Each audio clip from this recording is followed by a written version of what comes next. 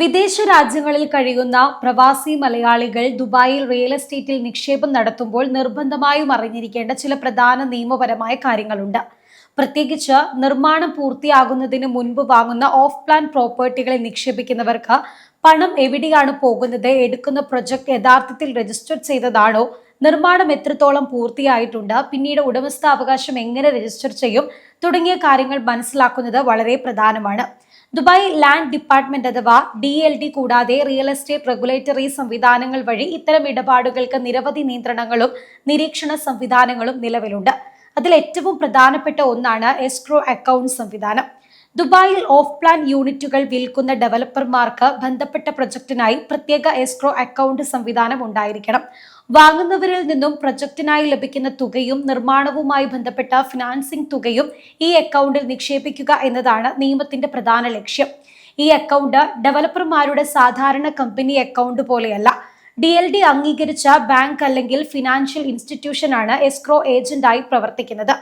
അക്കൗണ്ടുകളെ DLDയുടെ ബന്ധപ്പെട്ട എസ്ക്രോ സംവിധാനങ്ങൾ നിരീക്ഷിക്കുകയും ഓഡിറ്റ് ചെയ്യുകയും ചെയ്യുന്നു. അതുകൊണ്ട് ഒരു പ്രവാസി നിക്ഷേപകൻ ഓഫ് പ്ലാൻ പ്രോപ്പർട്ടി വാങ്ങുമ്പോൾ ഡെവലപ്പർ നൽകിയ ഏതെങ്കിലും വ്യക്തിഗത അക്കൗണ്ടിലേക്കോ സാധാരണ കമ്പനി അക്കൗണ്ടിലേക്കോ പണം അയക്കുന്നതിന് മുൻപ് ആ പ്രൊജക്ടിന്റെ ഔദ്യോഗിക എസ്ക്രോ അക്കൗണ്ട് വിവരങ്ങൾ പരിശോധിക്കണം. എന്നാൽ ഇവിടെ ഒരു കാര്യം പ്രത്യേകം ശ്രദ്ധിക്കേണ്ടതുണ്ട്.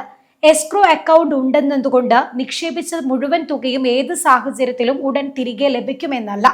പ്രൊജക്ട് വൈകുകയോ റദ്ദാക്കപ്പെടുകയോ നിക്ഷേപകനും ഡെവലപ്പറും തമ്മിൽ കരാർ തർക്കം ഉണ്ടാവുകയോ ചെയ്താൽ നിയമപ്രകാരം പ്രത്യേക നടപടികൾ ആവശ്യമായി വരാം. DLDയുടെ FAQ പ്രകാരം ചില സാഹചര്യങ്ങളിൽ ഇൻവെസ്റ്ററിനും ഡെവലപ്പറിനും ഇടയിലുള്ള കരാർ DLDക്ക് നേരിട്ട് ടെർമിനേറ്റ് ചെയ്യാനുള്ള അധികാരമില്ല. തർക്ക പരിഹാരത്തിനും ടെർമിനേഷനും കോർട്ട് നടപടികൾ ആവശ്യമായി വരാം.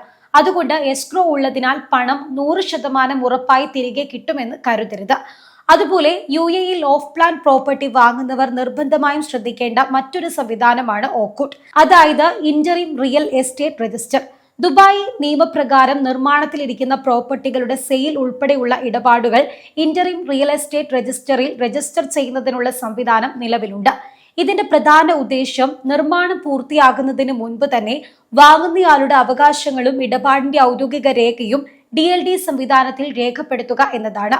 അതുകൊണ്ട് OCUT രജിസ്ട്രേഷൻ ഇല്ലാതെ ഒരു ഓഫ് പ്ലാൻ പ്രോപ്പർട്ടി ഇടപാടിലേക്ക് കടക്കുന്നത് വലിയ അപകട സാധ്യതയുള്ള കാര്യമായിരിക്കും. ഇനി പറയുന്നത് പ്രവാസികൾക്ക് ഏറെ പ്രയോജനപ്പെടുന്ന മറ്റൊരു സംവിധാനമാണ് ദുബായ് റീസെറ്റപ്പ്.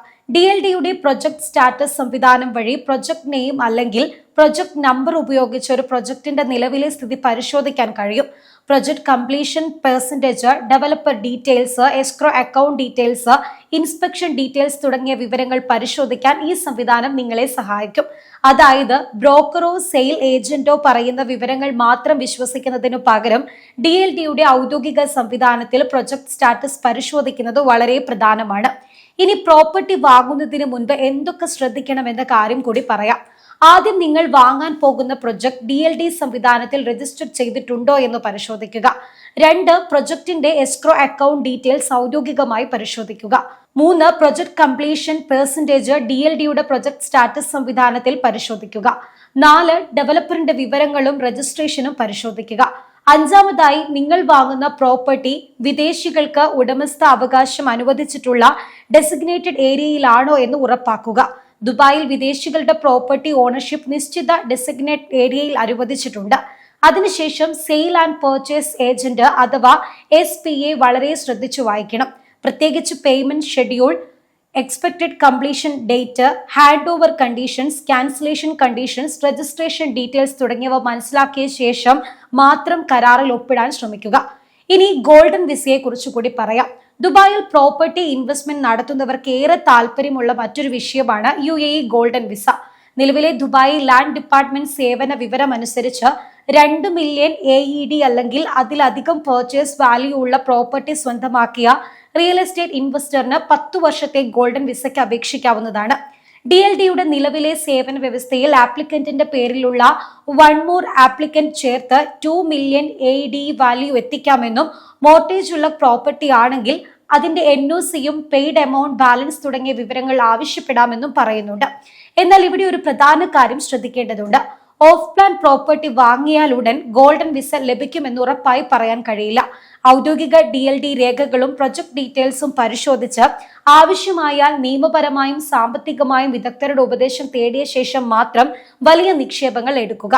പ്രവാസി മലയാളികളുടെ നിക്ഷേപം, സാമ്പത്തിക നിയമങ്ങൾ, UAE റെസിഡൻസി, ഗൾഫ് രാജ്യങ്ങളിലെ പ്രധാന മാറ്റങ്ങൾ എന്നിവയെക്കുറിച്ചുള്ള ഏറ്റവും പുതിയ വിവരം അറിയാൻ ഗൾഫ് സമയം യൂട്യൂബ് ചാനൽ സബ്സ്ക്രൈബ് ചെയ്യാൻ മറക്കണ്ട. പുതിയ വീഡിയോയുമായി വീണ്ടും കാണാം. നന്ദി.